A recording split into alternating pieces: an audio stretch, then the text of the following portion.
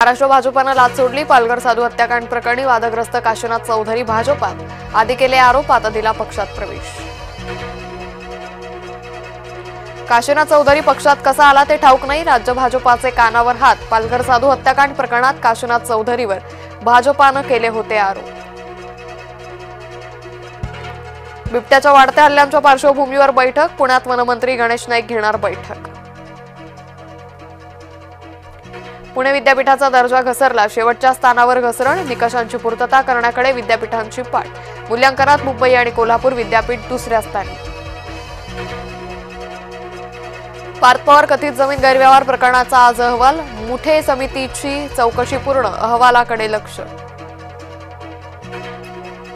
आंदोलन करणाऱ्या जैनांवर तातडीनं गुन्हे नाहीत, अमित ठाकरेवर मात्र गुन्हा, मनसेचा पोलिसांशी धक्काबुक्की प्रकरणी असाही बचाव।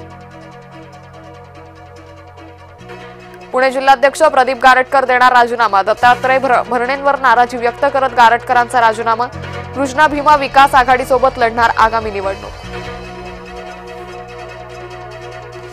संत श्रेष्ठ ज्ञानेश्वर माऊलींचा 729वा संजीवन समाधी सोहळा, संजीवन समाधी सोहळ्यासाठी भाविकांची मानदियाळी। महामुंबईत सीएनजी पुरवठा कोलमडला, सार्वजनिक वाहतूक व्यवस्थेसह रिक्षा टॅक्सी सेवा गडबडली। चांद्रयान 4 मोहिमेला केंद्र सरकारची मंजुरी, मोहिमेत चंद्रावरून काही नमुने पृथ्वीवर आणण्याची योजना, प्रक्षेपण 2028 पर्यंत करण्याचं नियोजन।